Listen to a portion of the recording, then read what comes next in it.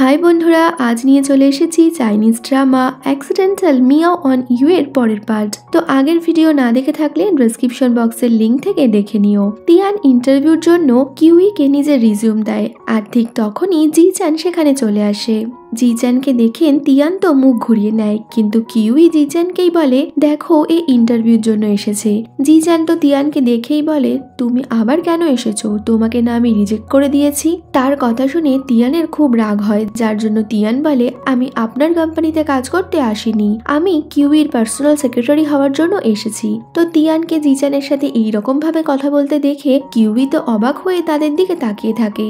জি চ্যান এরপর তিয়ানকে বলে তুমি এক্ষুনি আমার কোম্পানি থেকে বেরিয়ে যাও, না হলে আমি সিকিউরিটিকে ডাকবো। কিন্তু তখনই কিউই বলে জি চ্যান আমি এই মেয়েটাকেই সেক্রেটারি হিসেবে রাখতে চাই। জি চ্যান তাতে রাজি না হলে কিউই বলে দাঁড়াও আমি আগে শুটিংটা শেষ করি, তারপর এই নিয়ে কথা বলছি।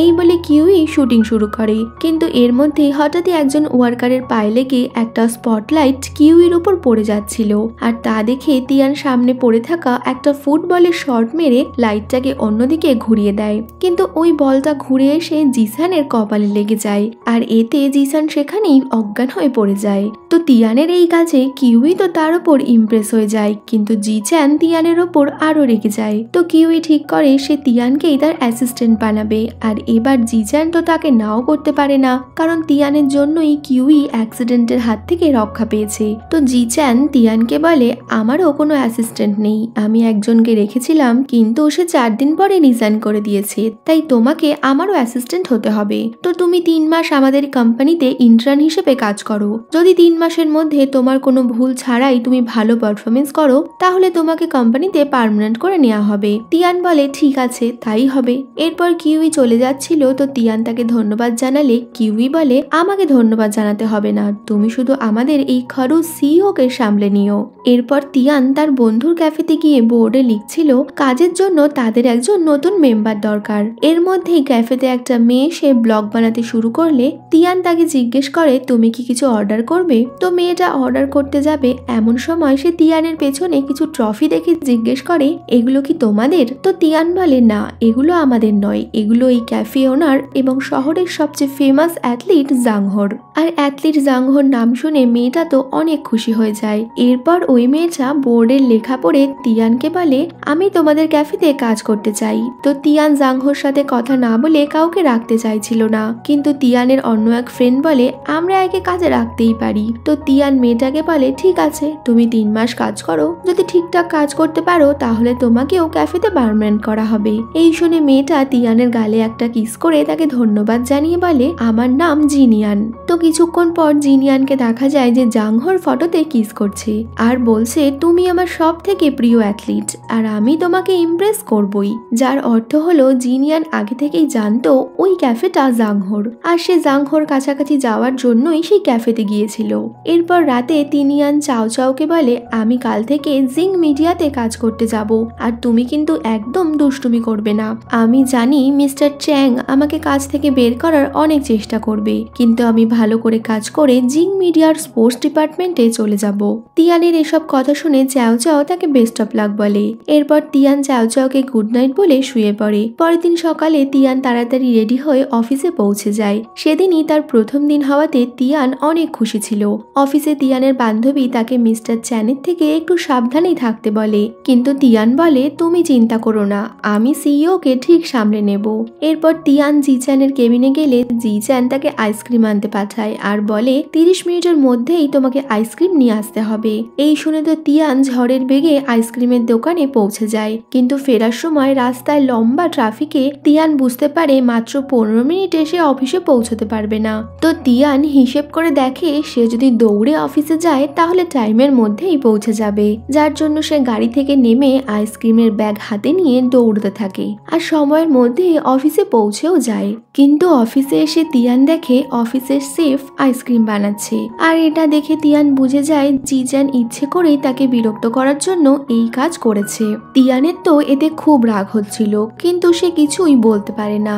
এর মধ্যেই কিয়াও তিয়ানকে ফোন করে বলে, অফিসে আমার একটা পার্সেল আসছে, তো তুমি পার্সেলটা রিসিভ করো। তিয়ান তাড়াতাড়ি কিয়াওয়ের পার্সেলটা নিতে গেলে সেখানেই তার বান্ধবীর সাথে দেখা হয়। তিয়ানের বান্ধবী তাকে একসাথে লাঞ্চে যেতে বললে তিয়ান বলে তার অনেক কাজ রয়েছে। আর এর মধ্যেই জিচান তিয়ানকে বলে তাড়াতাড়ি মিটিং রুমে এসো। মেসেজ দেখে তিয়ান কিউইর পার্সেলটা তার বান্ধবীর হাতে ধরিয়ে দিয়ে দৌড়ে মিটিং রুমে যায়। জিচান বলে তুমি তাড়াতাড়ি সবার লাঞ্চের অর্ডারটা নিয়ে নাও। তো এক এক করে সবাই লাঞ্চের অর্ডার বলছিল, আর এর মধ্যেই তিয়ানের ফোন বেজে ওঠে। তো কিউই তাকে ফোন করে বলে তাড়াতাড়ি আমার পার্সেলটা পাঠাও। ফোন আসার কারণে তিয়ান সবাইকে আরো একবার লাঞ্চের আইটেমগুলো বলতে বলে। আর এবার জিচান একাই সবার আইটেমগুলো তাড়াতাড়ি করে তিয়ানকে বলে দেয়, আর তাকে জিজ্ঞেস করে আমাকে কি থার্ড টাইম রিপিট করতে হবে। তো তিয়ান ফোনটা ঘুরিয়ে তাকে দেখিয়ে বলে সে সবকিছু রেকর্ড করে নিয়েছে। এরপর তিয়ান দেখে সবার খাবার নেওয়ার জন্য তাকে অনেক দূর দূর যেতে হবে, কিন্তু জিচান তাকে 30 মিনিটের মধ্যেই খাবার নিয়ে আসতে বলছে, যার জন্য তিয়ান তাড়াতাড়ি করে খাবার আনতে বেরিয়ে পড়ে। আর অন্যদিকে তাকে তো কিউইর পার্সেলটাও ডেলিভারি করতে হতো, তাই সে অফিসের অন্য এক এমপ্লয়িকে পার্সেলটা ডেলিভারি করতে বলে। এর মধ্যেই জিচান তিয়ানকে ফোন করে বলে কিউই ডেলিভারিটা ক্যান্সেল করে দিতে। তো তিয়ান ডেলিভারিটা ক্যান্সেল করে দেয়। এরপর সে খাবার নিয়ে আসলে তার ভুল ধরার জন্য জিচান বলে তুমি খাবার এনেছো, কিন্তু আমাদের কফিটা কোথায়। তো তিয়ান হাততালি দিয়ে তার বান্ধবীকে ইশারা করলে তার বান্ধবী সবার কফি নিয়ে আসে। তিয়ান সব কাজ এত ঠিকঠাক করে করছে যেটা দেখে জিচানের মোটেই ভালো লাগে না, আর সে তিয়ানকে বলে তাড়াতাড়ি আমার কেবিনে এসো। তিয়ান তার কেবিনে গেলে জিচান বলে কখনো অফিসের কাউকে দিয়ে কিউইকে ডেলিভারি পাঠাবে না, কারণ কিউইর অ্যাড্রেস কনফিডেন্সিয়াল, তো সেটা অন্য কেউ জেনে গেলে সমস্যা হবে। তো তিয়ান বলে আমি ডেলিভারির অ্যাড্রেসে কিউইর নাম দেইনি, আর আমি নিজের ফোন নাম্বারও দিয়েছিলাম যাতে কেউ এটা বুঝতেই না পারে। তিয়ানের কাজ একদম ঠিক ছিল, কিন্তু জিচান নিজের ইগোর জন্য তার প্রশংসা করে না। এরপর জিচান তিয়ানকে একটা ফাইল দিয়ে বলে ফাইলের কাজ কমপ্লিট করে কাল সকাল 5টার মধ্যে আমাকে রিপোর্ট দেবে। সকাল 5টায় রিপোর্ট দিতে হবে শুনে তিয়ান অবাক হয়, কিন্তু তবুও সে বলে ঠিক আছে আমি সময়ের মধ্যেই দিয়ে দেব। এরপর রাতে তিয়ান বাড়ি গিয়ে দেখে চ্যাও চ্যাও আবারও পালিয়ে গেছে। আর অন্যদিকে চ্যাও চ্যাও তো জিচানের বাড়িতে গিয়ে বসে রয়েছে। তো জিচান তাকে খেতে দিলে চ্যাও চ্যাও খাবার খেয়ে বাড়ির দিকে রওনা হয়। চ্যাও চ্যাওকে দেখে জিচান বুঝে যায় সে নিজের বাড়ির রাস্তা ভালোই চেনে। ওদিকে তিয়ান চ্যাও চ্যাওকে খুঁজতে বাইরে এলে সিকিউরিটি গার্ড চ্যাও চ্যাওকে নিয়ে আসে, আর তিয়ানকে বলে আগের দিনের ওই ব্যক্তি চ্যাও চ্যাওকে দিয়ে গেছে। তিয়ান চ্যাও চ্যাওকে কোলে নিতে গিয়ে দেখে তার গলায় পজিশনিং কলার লাগানো রয়েছে, আর সাথে একটা নোট আছে। তো নোটে লেখা ছিল আপনার বিড়াল আমার বাড়ি অনেক পছন্দ করে, আর আমি ওকে পজিশনিং কলার পরিয়ে দিয়েছি, আর আমি চাই ও আবারও আমার বাড়িতে আসুক। এটা দেখে তিয়ান চ্যাও চ্যাওকে বলে তুমি তো খুব চালাক মেয়ে, এত তাড়াতাড়ি একজন হ্যান্ডসাম জেন্টলম্যানকে ইমপ্রেস করে নিয়েছো।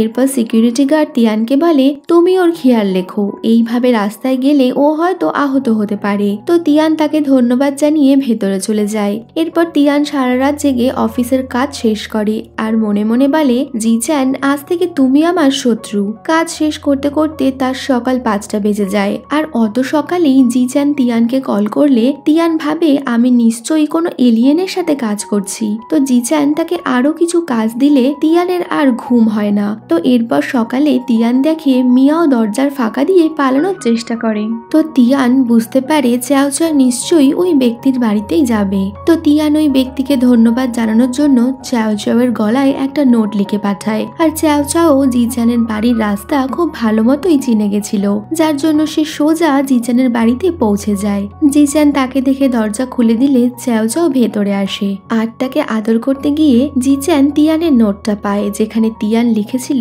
হ্যালো মিস্টার নাইস, আপনাকে অনেক ধন্যবাদ আমার চ্যাও চ্যাওয়ের দেখাশোনা করার জন্য। আমার নাম তিয়ান, আপনি যদি আপনার ঠিকানা আমাকে লিখে পাঠান তাহলে আমি চ্যাও চ্যাওকে আনতে যাব। নোটে তিয়ানের নাম দেখে জিচানের তো হেভি ঝটকা লাগে। তো জিচান তো চ্যাও চ্যাওয়ের মালিকের আসল পরিচয় জেনে গেল। তাহলে এবার কি ম্যাওবাবাজির জন্য আমাদের তিয়ান আর জিচানের মধ্যে সমস্ত ঝগড়া মিটে যাবে? তো আজকের ভিডিওটা এখানেই শেষ করলাম। ভিডিও ভালো লাগলে লাইক শেয়ার কমেন্টের সাথে সাথে চ্যানেলটাও সাবস্ক্রাইব করো।